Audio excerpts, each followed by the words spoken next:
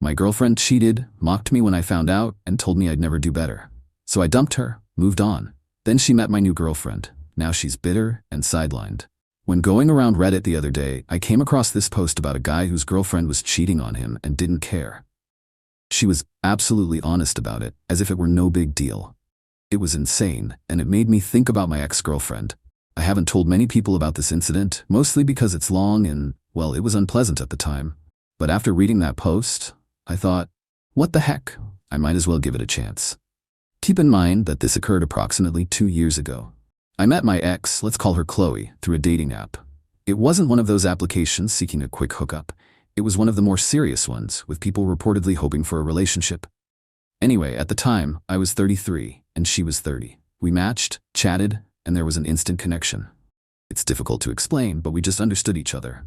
We shared the same sense of humor, interests, and could talk for hours without becoming bored.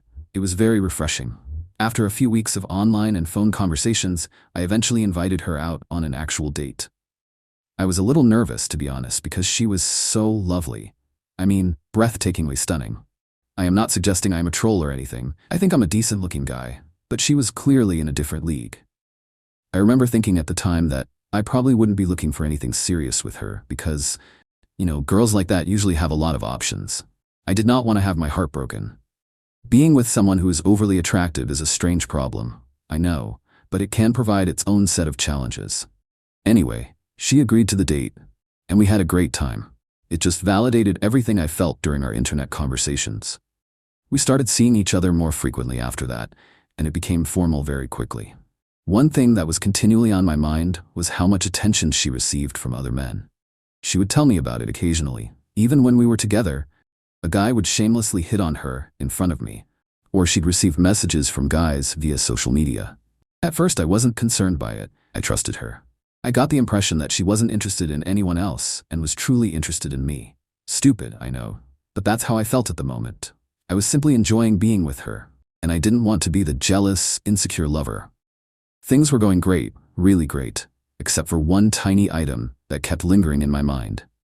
We were having one of those crazy late-night chats where you speak about random things, and the subject of hall passes came up. If you're not familiar with the term, it refers to a hypothetical situation in which you and your partner each got to choose one celebrity with whom you would be allowed to sleep. No questions asked.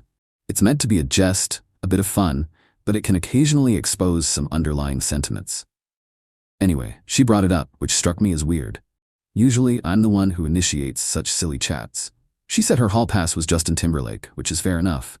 HEK, a nice-looking guy. But then she said something that really resonated with me. She added, I don't think there are many celebrities who would say no to me, with a slight smirk, as if she was entirely serious. Now, I knew she was beautiful. I had always known that. But hearing her say it in that way simply rubbed me wrong. She seemed to be accepting that she could have pretty much any guy she wanted, which made me uneasy.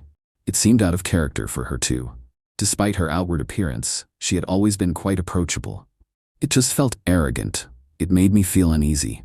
I said nothing at the moment. I just laughed it off, and we went on to the next issue. But the comment persisted in the back of my mind. I kept thinking about it throughout the next few days. The feeling vanished and things returned to normal, but I never forgot about it. The shift in her behavior. Things were going really well for a while after the hall pass chat, but then I noticed a shift in her behavior. It was faint at first, but as time passed, it grew increasingly clear. She began arriving home later than usual. Normally, she'd arrive home from work about 6 p.m., but she began arriving at 7 p.m., maybe 7:30, or even later. And what were the arguments she gave? They were basically lame excuses. She'd say things like, oh, I just lost track of time, or I ran into a friend and we chatted for a bit. It was strange because she used to be so thorough about her day. If she was late due to work, she'd tell me everything, what project she was working on, who she spoke with, and so on. Now it was simply these vague, meaningless reasons. On top of that, she became quite irritable. If I inquired why she was late, she would snap at me. She'd become defensive, claiming I was being overly controlling or that I didn't trust her. I didn't want to fight, so I usually backed away. I am not a confrontational person, especially when someone is already in a foul attitude. However, the late nights persisted, as did the nebulous reasons. My suspicion began to deepen. It was like a small voice in the back of my head saying, something's not right here. I tried to ignore it, but it became increasingly difficult. Confessions and denials. Finally, I asked her if there was anything wrong. I said, "Is everything okay? You seem different lately." She denied it, of course. She responded, "No, everything's fine. I'm just stressed with work, the usual." I wanted to believe her. I actually did.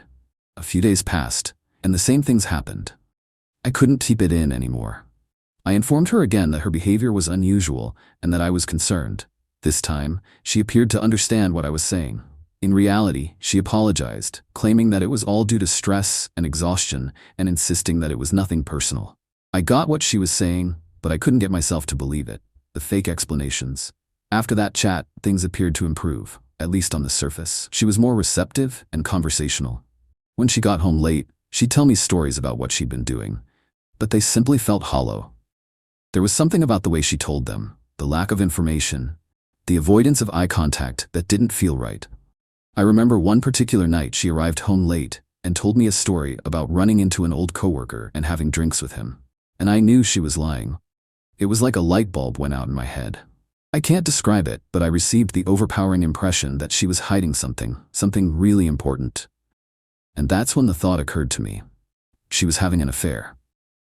It wasn't just a minor issue or misunderstanding. This was a full-blown affair. I knew I couldn't simply let it go. I couldn't pretend everything was fine. I needed to discover the truth, one way or another. Her conduct had shifted dramatically from the woman I first met. It was impossible to ignore. This was not the person I had fallen for before. Something was clearly wrong, and I was determined to find out what it was. The plan. Okay, I'm sitting there, convinced that my girlfriend is cheating on me. My initial thought was, I need to check her phone. I mean, that's where all the proof should be, right? Text messages, email, social media, everything. But I quickly knew it wouldn't work. First and foremost, she was always on her phone, making it very impossible to take it away long enough to conduct a thorough search. Even if I did comprehend it, I'm not exactly a tech expert. I wouldn't know where or what to look for, and she'd probably removed anything damning anyhow. Plus, I needed proof. I didn't want to locate a questionable text message and then confront her with it. I wanted to catch her in the act, to know without a doubt. So I decided to take a different way. Hire a private investigator. Yeah, I understand it seems like something out of a film, but I was desperate. I needed the truth, and I wanted someone who knew what they were doing to guide me to it. I wanted to know who this guy was and where they were meeting. I conducted a Google search for private investigators in my area and discovered one with positive reviews. I contacted them up and scheduled a meeting. I remember being quite scared when I walked into their office. It seemed like I was accepting defeat. I sat down with the investigator, a guy who appeared to have seen it all before, and told him everything. I recounted the entire event, from the hallway conversation to the late nights and lame explanations. It took a while, but he just listened calmly and nodded. He made no judgments about me. He did not make me feel foolish. He was just listening. Then he stated he'd seen this type of thing 100 times before. He preferred to do surveillance for 2 weeks because her late nights were variable, but this would be somewhat costly. We ultimately agreed on 10 days. I gave him all of her contact information, including her phone number, email address, and where she worked. Before I departed, he told me not to contact him until the 10 days were up, unless it was an emergency. It'll be difficult, he told me, but you need to let me do my job. I agreed. I knew it would be torment, but I had to believe him. The longest 10 days of my life. These 10 days were among the longest of my life. It was awful to know that this investigator was following my fiancée and could unearth proof that confirmed my darkest concerns. I felt helpless, just waiting, wondering, and thinking all kinds of possibilities. It was difficult to focus on anything else. Work was a nightmare. I could not sleep. I barely ate. And the worst part, throughout the 10 days, she consistently arrived home late. 3 times she arrived home after 9 p.m., using the same tired, pathetic justifications. Oh, I had last-minute plans with some friends. Traffic was terrible. She had no idea that every time she said those things, it further confirmed my suspicions that she was lying. Each time she was late, I thought, okay, this is it. This is when the investigator will catch her. It simply offered him more opportunities to get the evidence I required. The truth comes out. Finally, the 10-day period ended. The investigator phoned me precisely on time. He didn't say much over the phone, just that he had the information I needed and asked if we could meet in person. I answered, yes, absolutely. This was something I needed to hear face to face. I couldn't bear hearing this kind of news over the phone. I had been waiting for what seemed like an eternity, and I needed to see his expression to know for certain that what he was telling me was true. I drove to his office, my hands trembling on the steering wheel. I felt terrible to my stomach when I stepped in. He was sitting with a manila envelope on the desk in front of him. He motioned for me to sit down. Then he asked if I wanted him to simply explain what he discovered, or if I wanted to examine the contents of the package myself. I said I wanted to hear it from him first. I thought it would soften the blow a little. In my brain, I compared it to walking in on your partner cheating and having a moment to brace yourself before the gut punch. He took a big breath and replied, "Your suspicions were correct." Just like that, there's no avoiding the issue. There's no sugarcoating it. He informed me that he had followed her to an apartment building 3 times. She went in alone and left about 2 hours later, always with the same man. He had obtained the apartment number and the individual's name, Cody. Obviously, I'm changing the name. To be honest, my initial thought was that I wanted to find this Cody person, and let's just say I was not thinking peacefully. But then I realized this wasn't the point. The point was that my girlfriend, the lady I adored, had deceived me. That's what I needed to concentrate on. The investigator slid the envelope across the desk. I opened it, and there they were. Pictures, photos of her and this Cody guy in front of the apartment building, embracing, holding hands, kissing in front of her car. Everything was there in black and white, unquestionable proof. I almost lost my mind. I almost broke down right there in his office. It was one thing to suspect something, to have a gut instinct, but seeing it with my own eyes was a very different experience. The visual evidence was very overwhelming. I managed to keep back tears, although it was difficult. It wasn't just the affair. It was the realization that my entire life, the future I had planned with her, was falling in front of me. The confrontation. I wasn't sure what to do next, but I knew I had to get to the bottom of this. I was about to confront her when I arrived home. I asked her to sit down. I did not yell, I didn't create a scene. I said quietly, "We need to talk." She was aware that something was off. She saw it on my face. She sat down, and I simply lay everything out. I informed her I knew about the affair. I told her I'd hired a private investigator. I informed her that I had proof. Her first emotion was shock. She simply stared at me, her mouth slightly wide. Then she attempted to calm down, to act as if nothing had happened, but I wouldn't have it. I told her what the investigator told me about the residential building, about Cody, everything, and she simply sat there silent. She did not refute it. She did not apologize. She did not even attempt to explain. She just sat there listening. The more I talked, the angrier I became. Her silence was infuriating. She didn't seem to care or to be sorry for what she'd done. Finally, I could not take it any longer. I told her I wanted to break up. I responded, "I can't do this anymore. I can't keep playing this song and dance. I'm done." And then she did something very unexpected. She laughed. She stepped up as if to frighten me and began this full monologue. "You want to leave me?" she inquired. "Are you kidding? So what?" I had a little bit of excitement on the side. It was just physical. It didn't mean anything. I'm a cheater, fair, but where do you think you'll go from here? Do you think you'll ever get someone like me again? Hasn't it been clear to you over the years that I'm out of your league? It was one time. Is that what you want to destroy our lives over? She spoke a lot more in that vein, essentially attempting to make me feel lucky, that I should simply be grateful to be with her, even if she cheated. Can you believe it? I was stunned. I knew she was arrogant. I knew she thought well of herself. However, this was a whole new level. This was not a sincere apology.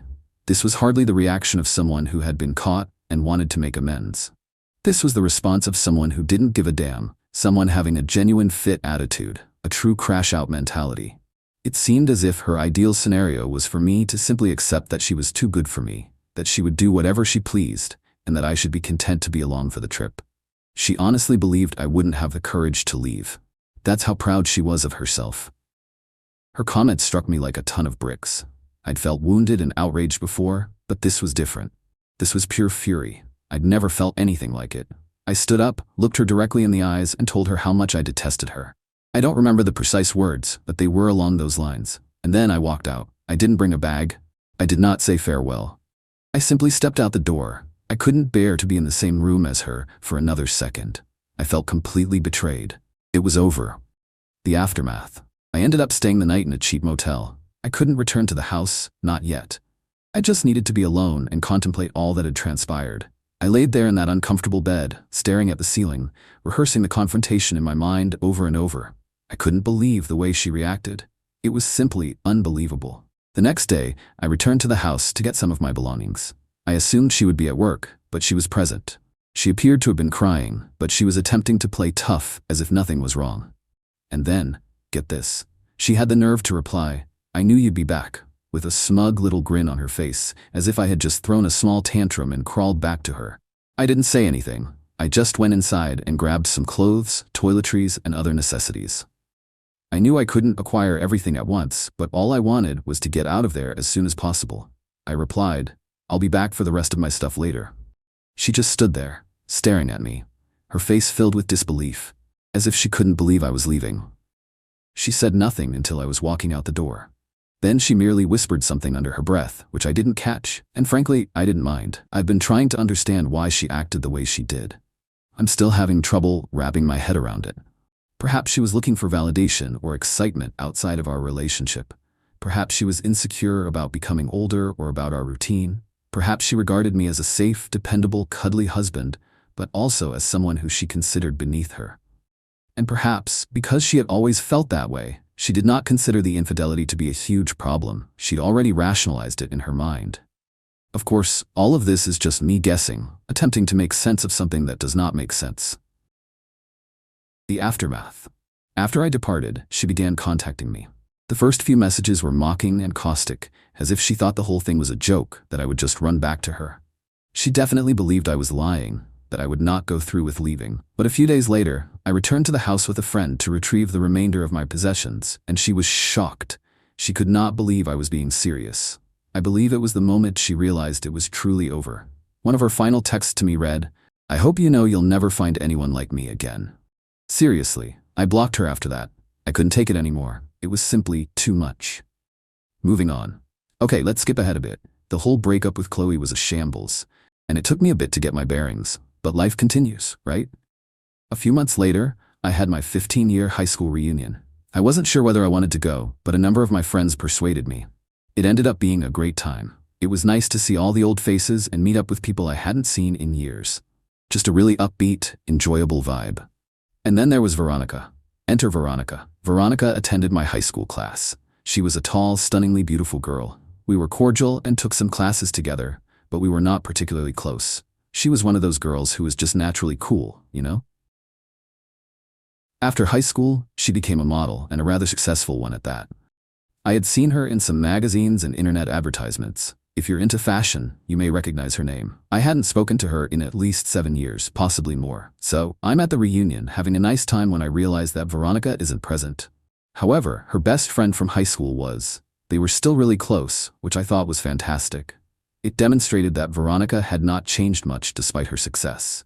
I went over to see her friend just to say hello and catch up. We were talking, and she kept a wide smile on her face the entire time. When I named Veronica, her smile grew even wider. She made a face and continued, "I know she's going to end me for telling you this, but you know she's always had a crush on you." I just chuckled. I mean, come on. Veronica, a successful model, have a crush on me? It appeared utterly ludicrous. Even in high school, we didn't run in the same circles. We were friendly, but not more. There was no way.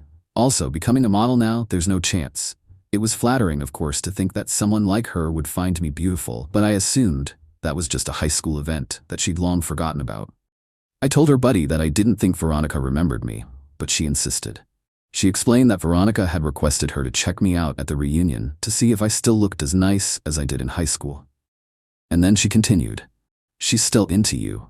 So if you're single and you're not scared of girls with baggage, you might as well give it a shot." I spent the remainder of the night reflecting on the talk.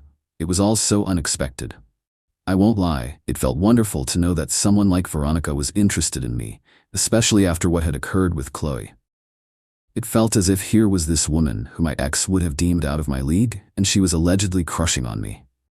It made me understand how useless Chloe's remarks were, and how much she wanted to bring me down. It provided a significant confidence boost. Taking a chance, following the reconnection, I decided to take a chance. I figured, what could I lose? I decided to contact Veronica online, as the kids say. I found her on Instagram and messaged her. I also informed Veronica's friend that I was going to message her in case she did not check her direct messages from people she did not follow. I did not want my message to be lost in the mix. And then I waited and waited and waited. I waited 5 days and heard nothing. I'd completely forgotten about it, to be honest. I believed she was probably busy or that her buddy had exaggerated things. I wasn't too concerned about it, but ultimately she replied, and her message was quite enthusiastic. She wrote, "Oh my gosh, Keith, it's been so long. Now, I've heard that the more letters a woman repeats in her text to you, the more she likes you. I'm not sure if it is accurate, but it felt like a good sign. We began messaging back and forth, catching up on pretty much everything. We spoke about high school, about what we have been up to since then, about our jobs, our families, everything. After a few days, Veronica recommended we switch to FaceTime. She claimed she was tired of typing so much. I was delighted, of course, and we began making video chats virtually every day. A deeper connection. During those video talks, I began to understand more about her life as a model. She told me everything about the industry, the travel, the photo shoots, the ups and downs. She was in Brussels at the time, working on a campaign, and even gave me some photos from the set. That was fascinating, and it was awesome to watch her in her environment. It also allowed us to connect on a deeper level while being thousands of miles apart. After a few weeks of almost daily communication, it began to seem like we were dating. We hadn't formally called it that, but it seemed like more than simply friendship. So I decided to be a little corny and simply ask her, "What are we?" She chuckled and said we were really wonderful friends, but she wanted to be more. I saw this as a cue to ask her if she wanted to be my girlfriend. She quickly agreed with no hesitation. It was a wonderful feeling. The long-distance challenge. Obviously, the long-distance aspect was challenging. She was a model traveling the world while I was here doing my regular work. I had a long-distance relationship when I was younger, and I despised it. It was difficult to maintain that connection, to feel like you were truly a part of each other's lives. But this was different. This was Veronica, and she was already so important to me that I was willing to go to any length to make it work. So I booked a flight to Brussels to see her. She was going to be there for a few weeks working on a project, so I decided it was the perfect time to see her and get a taste of her culture. The trip that changed everything. The trip was just stunning. Brussels was beautiful, of course, but being there with Veronica was incredible. It seemed like a dream come true. It taught me that I shouldn't give up on love because of a single negative experience, that there were still excellent people out there, people worth the effort. She even brought me to one of her photo shoots. I got to watch her work, see her in her element, cheer her on from the sidelines, and take some of my own photos. It was so great to watch her doing what she loved, and it made me feel even more connected to her, as if I were truly a part of her life. The Instagram mishap. So I was in Brussels, having the time of my life with Veronica. I took a lot of photos during the photo shoot and decided to share a few of them on Instagram. I didn't upload them to my main feed though. Instead, I shared them on my close friend's story, expecting just a limited group of individuals to view them. Here is the thing. I completely forgot about my ex, Chloe, who was still on my close friends list. I rarely use Instagram, so I didn't think to block her there. I had blocked her everywhere else, but not Instagram. A big mistake. I received a message from her just a few hours after posting the photos. Remember, we hadn't spoken in almost a year by this point. The message stated, "Who's that? Why are you playing groupie?" A laughing emoji appeared next. I quietly responded, "That's my girlfriend." I said nothing else. She did not respond right away. I could see the little typing sign emerge and disappear several times over the following 10 minutes, as if she was writing something, deleting it, and then writing something new. Finally, she only sent a snarky message. Sure, the final goodbye. That's when I decided to try it. I informed her that she didn't have to trust me. Then I said, if you thought you were out of my league, then Veronica is out of this world. I also questioned her, how's your man from back then doing? I knew it would sting. She read the message but did not respond, and then I blocked her on Instagram. I realized it was probably petty of me to say those things, but really, I believed she earned it, and I did not want her to have any further access to my life, any more opportunities to get under my skin. Even yet, I'll admit that I was curious about her reaction. I'll admit it, happy ever after.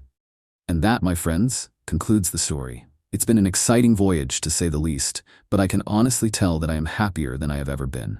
Veronica and I have been dating happily ever since our vacation to Brussels, and I won't lie, I'm thinking about proposing before the end of the year. Don't tell her, however. Veronica is a true blessing in my life. She is kind, she's funny, she is intelligent, she's stunning both inside and out, and she makes me feel like the luckiest man in the world. I am really relieved that things did not work out with Chloe, because if they had, I would not have met Veronica.